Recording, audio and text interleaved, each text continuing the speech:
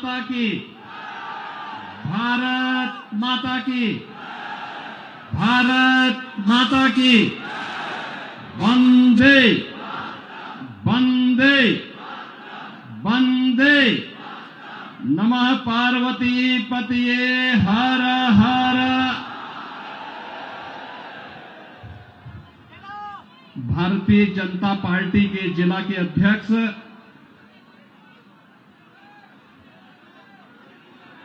श्री राम सिया शरण जी,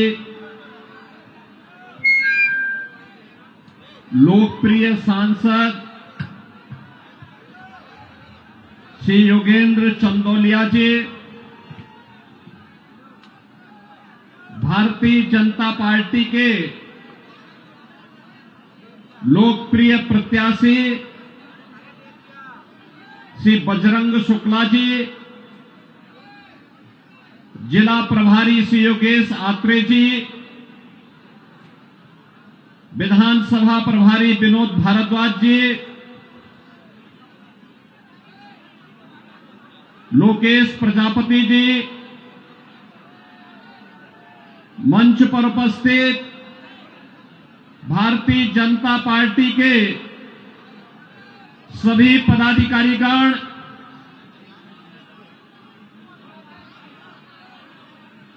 किरोड़ी विधानसभा क्षेत्र से जुड़े हुए सभी उपस्थित मेरे बहनों और भाइयों, दिल्ली विधानसभा चुनाव की दृष्टि से आज मुझे आप सबके बीच में आने का अवसर प्राप्त हुआ है। बहनों और भाइयों, मैं जब दिल्ली विधानसभा चुनाव की दृष्टि से आया हूं तो नजदीक से मुझे यहां की सड़कों को भी देखने का अवसर प्राप्त हो रहा है। मैं कल ही रात्रि को प्रयागराज से लखनऊ आया। उत्तर प्रदेश में प्रयागराज की धरती पर इस सदी का पहला महाकुंभ का आयोजन पूरी भव्यता के साथ हो रहा है। आप अनुमान करिए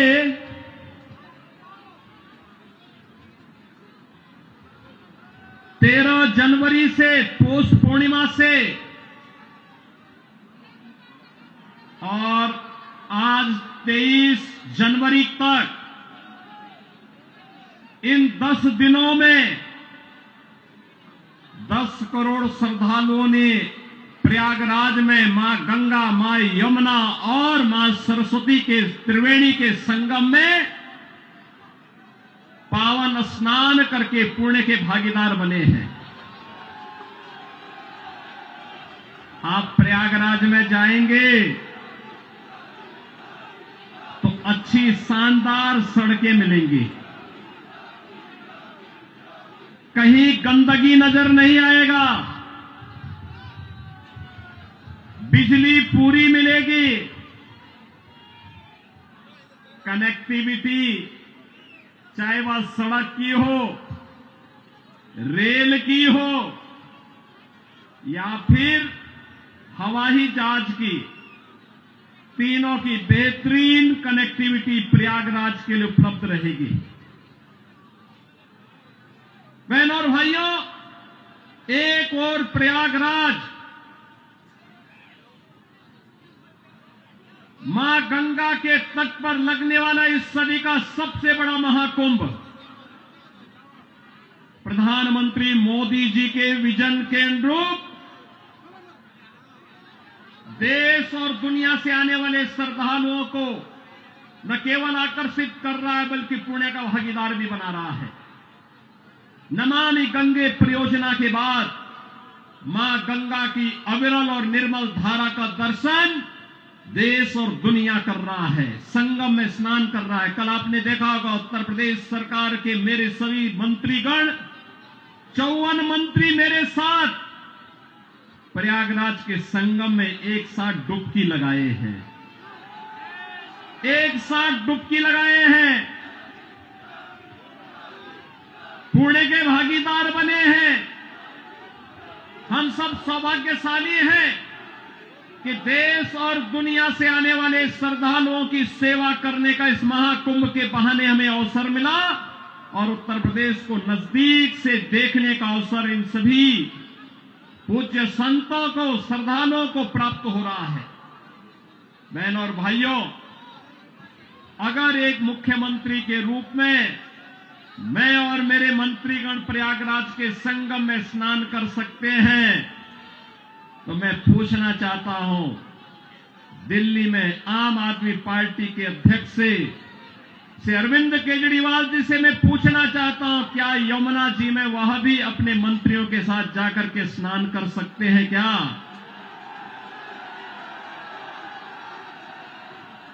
अगर उनमें नैतिक साहस है तो उनको इसका जवाब देना चाहिए।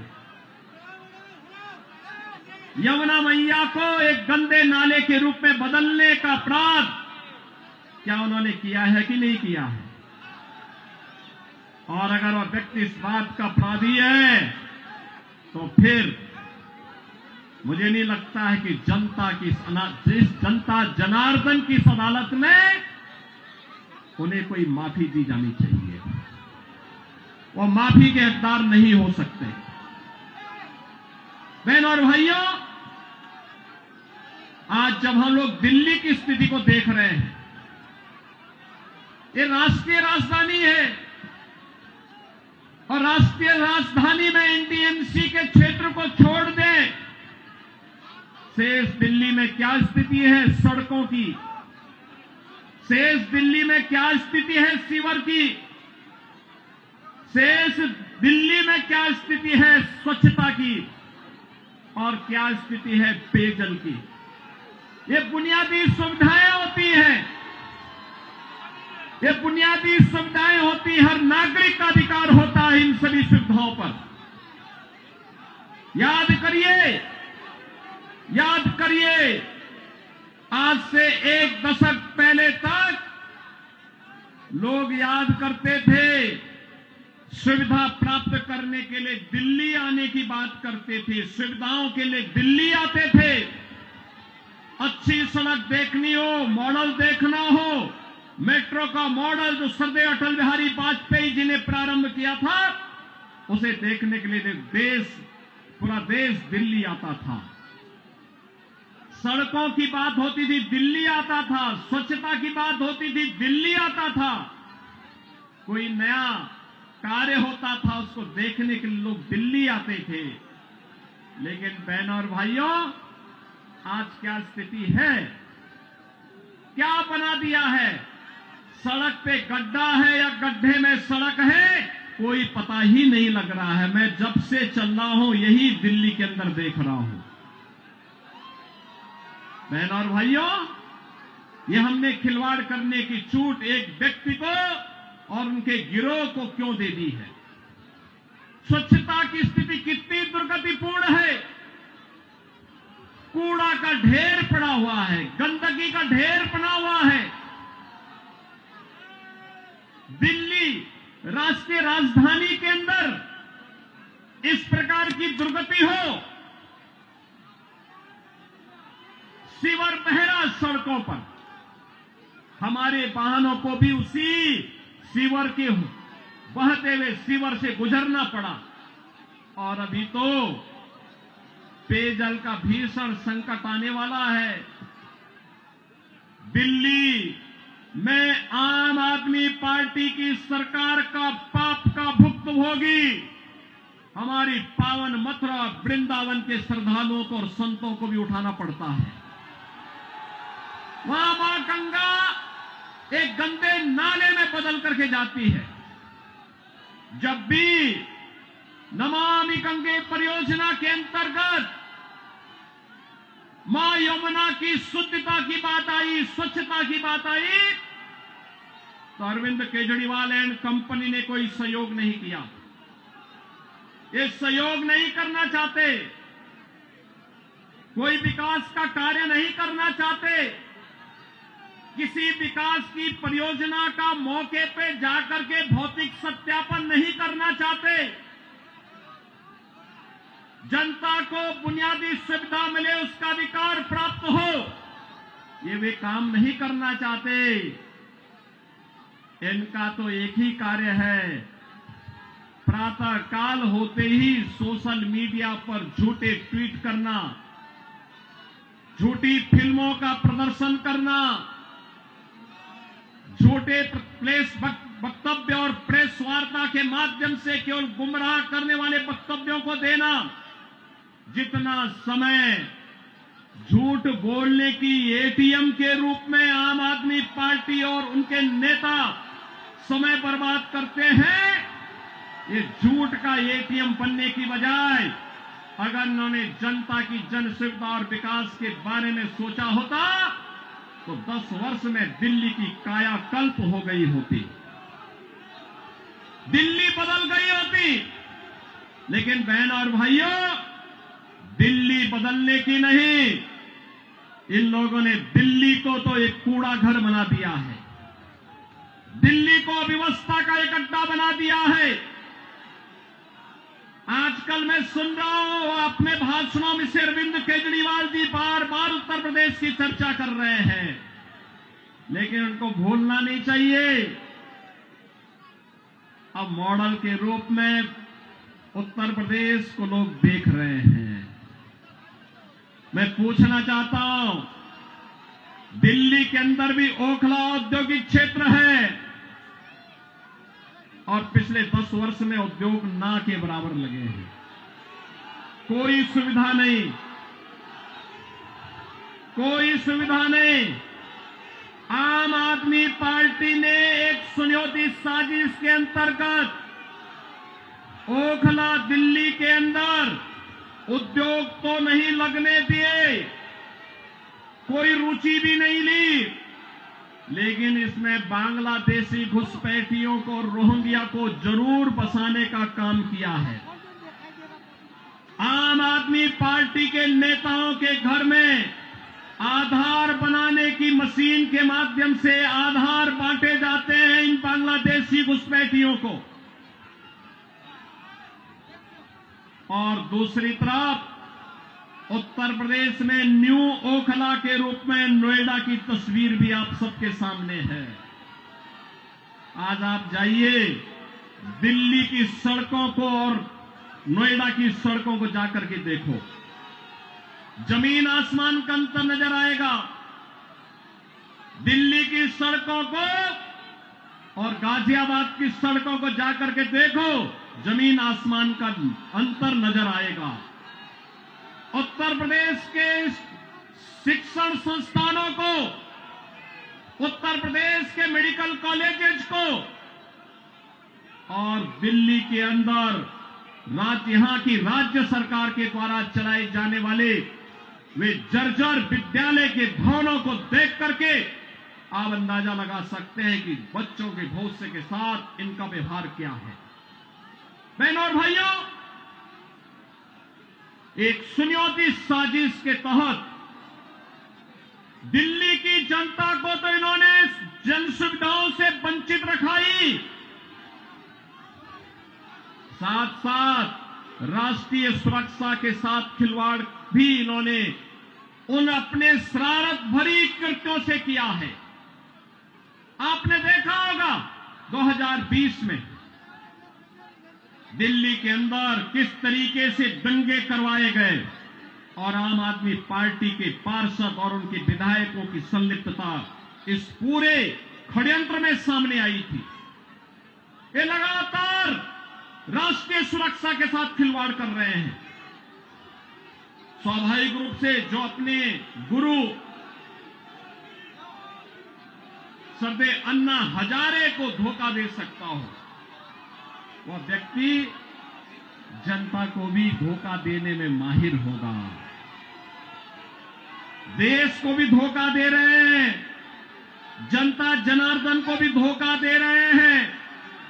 लगातार अपने वक्तव्यों के माध्यम से ऐसे ऐसे वक्तव्य जारी कर रहे हैं जिसमें अब मैं विश्वास के साथ कह सकता हूं कि दिल्ली की जनता आने वाली नहीं है। और मैं यही अनुरोध करने के लिए आया हूं। बहनों और भाइयों, मैं आपको एक बात और कहना चाहता हूं। मैं आपसे एक बात और कहना चाहता हूं। जो यहां पर आम आदमी पार्टी की सरकार और आम आदमी पार्टी जो लगातार कह रही है, ये लगातार एक बात को कह रही है कि इन्होंने यहां पर बिजली दी है। बहनों और भाइयों, एनडीएमसी का क्षेत्र जहां बिजली मिलती है 24 घंटे, वह गृह मंत्रालय और शहरी विकास मंत्रालय भारत सरकार के अंतर्गत आता है। शेष दिल्ली में पावर कट देश के किसी भी बड़े महानगर से, किसी भी नगर से ज्यादा पावर कट है। मैं कह सकता हूं उत्तर प्रदेश की आबादी 25 करोड़ की है। हर जिला मुख्यालय को 24 घंटे की बिजली आज के दिन पर हम दे रहे हैं। और बिजली का पर यूनिट दाम उत्तर प्रदेश में एक सामान्य उपभोक्ता के लिए अगर है तो यह 3 से 3.5 रुपए है, इससे ज्यादा नहीं है। दिल्ली में यही 9 से लेके 10 रुपया है। यानी उत्तर प्रदेश से 3 गुना पैसा लेते हैं, लेकिन 24 घंटे बिजली यहां पर नहीं दे पा रहे हैं। बहनों और भाइयों, मैं केवल आपसे एक बात कहना चाहता हूं। जो लोग आपके साथ खिलवाड़ कर रहे हो, आपको जन सुविधाओं से वंचित कर रहे हो, दिल्ली की पूरी तस्वीर को बदसूरत कर रहे हो, राष्ट्रीय सुरक्षा के साथ खिलवाड़ कर रहे हो, ऐसे लोगों को सत्ता में दोबारा आने का कोई अधिकार नहीं होना चाहिए। कोई अधिकार नहीं होना चाहिए। आज आपके सामने भारतीय जनता पार्टी की डबल इंजन की सरकारें आपके पास काम करती हुई अगल बगल के राज्यों में नजर आ रही है। उत्तर प्रदेश है, हरियाणा है, राजस्थान है, मध्य प्रदेश है, छत्तीसगढ़ है। इन सभी राज्यों में जाकर के देखो। मैं कल एक न्यूज पढ़ रहा था कि पंजाब की कुछ बहनें आम आदमी पार्टी के कार्यालय का घेराव की है, अरविंद केजरीवाल के घर का घेराव की हैं और ये इस बात को लेके कही हैं कि जो वायदा किया था इन्होंने पंजाब में सरकार बनाने के पहले कि 1000 रुपया हर महिला को देंगे, ये दिया ही नहीं और वे महिलाएं इसलिए घेराव करने के लिए आई थी। इन्होंने यहां पे दिल्ली में भी घोषणा की कि मुल्ला और मौलवी को यहां पर पहले से ही ये लोग वेतन देते थे। आज दिल्ली की आर्थिक स्थिति इतनी बदहाल कर चुके हैं कि उनको भी कई महीनों का नहीं मिला और जब वहां से हो हल्ला शुरू हुआ तो इन्होंने उसको डाइल्यूट करने के लिए कहा कि हम पुजारियों को भी देंगे। बहनों और भाइयों, मैं पूछना चाहता हूं अरविंद केजरीवाल जी से और उनकी पूरी टीम से, क्या किसी मंदिर के सुंदरीकरण की कार्य योजना को उन्होंने कभी आगे बढ़ाया? कभी बढ़ाया? मॉडल देखना हो तो आइए काशी में काशी विश्वनाथ धाम को देखिए। मॉडल देखना हो अयोध्या में श्री राम जन्मभूमि पर भगवान राम के भव्य मंदिर के मॉडल को देखो। मॉडल देखना हो तो प्रयागराज में आइए। प्रयागराज में महाकुंभ के आयोजन स्थल को देखो। आस्था का सम्मान ऐसे होता है। 1000 से अधिक ऐसे विरासत से जुड़े हुए धार्मिक और आध्यात्मिक स्थलों के पुनरुद्धार और सुंदरीकरण का कार्य के लिए उत्तर प्रदेश के अंदर चल रहा है या पूरा हो चुका है। बहनों और भाइयों, यहां पर आम आदमी पार्टी आपकी भावनाओं के साथ खिलवाड़ कर रही है, लेकिन वे भत्ता देने की बात और मानदेय देने की बात करते समय भूल गए कि उन्होंने बौद्ध मठों से जुड़े हुए भंतों को छोड़ दिया है। बनते भी पाए इसकी उनको चिंता नहीं। भगवान वाल्मीकि के समय से वाल्मीकि समुदाय से जुड़े हुए तमाम हमारे संत वाल्मीकि मंदिरों में पूजा अर्चना करते हैं, उनको उन्होंने भुला दिया, उनके एजेंडे में कहीं नहीं। आम आदमी पार्टी के एजेंडे में रविदासी मंदिरों के पुजारी नहीं है। यानी आज भी इनकी तुष्टीकरण की जो पॉलिसी चली आ रही है, बांटो और राज करो की पॉलिसी चली आ रही है, वह अभी भी मानदेय और सरकारी पैसे से उस मानदेय या भत्ता देने में भी उसमें ये लोग परहेज नहीं कर पा रहे हैं। और इसीलिए तो मैं आप सबसे कहना चाहूंगा कि बहनों और भाइयों, आज प्रधानमंत्री मोदी जी के नेतृत्व में हम एक नए भारत का दर्शन कर रहे हैं। एक नया भारत अगर हमें काशी में काशी विश्वनाथ का दर्शन कराता है तो उत्तराखंड में केदारपुरी में भगवान केदारेश्वर का भी भव्य मंदिर का पुनरुद्धार का कार्य वहां चल रहा है। मध्य प्रदेश में महाकाल का महालोक है तो उत्तर प्रदेश के विंध्यवासिनी में मां विंध्यवासिनी का धाम भी एक नए कॉरिडोर के रूप में विकसित हुआ है। अयोध्या में 500 वर्षों के बाद फिर से रामलला विराजमान हो गए हैं। और इस अवसर पर मैं आप सबसे अपील करना चाहूंगा, यह समय है, जैसे उत्तर प्रदेश डबल इंजन सरकार का लाभ प्राप्त कर रहा है, एक साथ एक स्वर में सभी सरकारें मिल करके विकास को ध्यान में रख करके, युवाओं के भविष्य को ध्यान में रख करके, अन्नदाता किसानों के भविष्य को ध्यान में रख करके, बहन और बेटियों की सुरक्षा को ध्यान में रख करके, व्यापारियों की सुरक्षा को ध्यान में रख करके अपना कार्य कर रही है। ऐसे ही दिल्ली के अंदर भी भारतीय जनता पार्टी नेतृत्व की डबल इंजन सरकार आनी चाहिए और डबल इंजन सरकार की शुरुआत आपने कर ली है। आपने कर ली है।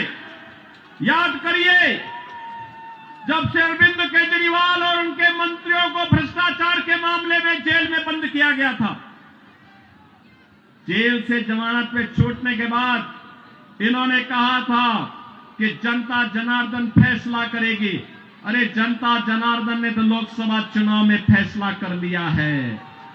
दिल्ली में 100% रिजल्ट प्रधानमंत्री मोदी जी के साथ रहा। चंदौलिया जी को आपने यहां से अपना सांसद चुन करके भेजा है, देश की संसद में भेजा है। तो जनता जनार्दन तो अपना फैसला कर ही चुकी है और इस विधानसभा चुनाव में भी जनता जनार्दन फैसला करने को पूरी तत्परता के साथ खड़ी है। और इसी में मैं आपसे अपील करने के लिए आया हूं कि बहनों और भाइयों, इस किराड़ी विधानसभा क्षेत्र से भारतीय जनता पार्टी ने अपने कर्मठ कार्यकर्ता को, जिनका एक ही ध्येय है और वह है कि इस किराड़ी विधानसभा क्षेत्र को एक विकसित विधानसभा क्षेत्र के रूप में विकसित करना। यहां के लोकप्रिय सांसद श्री चंदौलिया जी के साथ मिलकर के अच्छी सड़कें देना, सीवर लाइन बिछाना, पेयजल की पुख्ता व्यवस्था करना, स्ट्रीट लाइट को दुरुस्त करना, साफ सफाई और स्वच्छता के मानक पर एक आदर्श विधानसभा के रूप में विकसित होना, बहन और बेटियों को सुरक्षा प्रदान करना, युवाओं के लिए रोजगार के अवसर उपलब्ध करवाना, उत्तम शिक्षा के, उत्तम स्वास्थ्य के केंद्र को बेहतरीन तरीके से, मॉडल तरीके से संचालित करने का कार्य, और इसको करने के लिए यहां पर राम भक्त बजरंग बली के रूप में बजरंग शुक्ला आपके बीच में उपस्थित हैं, भारतीय जनता पार्टी के प्रत्याशी के रूप में। मेरी आप सबसे अपील है कि डबल इंजन सरकार से ही दिल्ली की कायाकल्प होगी और डबल इंजन सरकार के प्रतिनिधि के रूप में बजरंग शुक्ला को दिल्ली विधानसभा में चुन करके भेजें। आप सब भेजेंगे? भेजेंगे? जनता जनार्दन का आशीर्वाद इस बजरंग शुक्ला को प्राप्त होगा। दोनों हाथ उठा करके अपना आशीर्वाद देकर के बोलिए। जहां तक मेरी आवाज जा रही है, ये घरों के ऊपर भी लोग बैठे हुए हैं, सभी से मेरी अपील है, जहां तक मेरी आवाज जा रही है, घर के ऊपर हो, सड़क हो, अगल बगल हो, जहां तक मेरी आवाज जा रही है, बजरंग शुक्ला को आप आशीर्वाद देंगे? दिल्ली के कूड़े से निजात पाएंगे? ये झूठ बोलने की एटीएम मशीन से मुक्ति पाएंगे? यमुना मैया की शुद्धि के अभियान में सहभागी बनेंगे? तो मेरे साथ बोलेंगे जय श्री राम, जय जय श्री राम।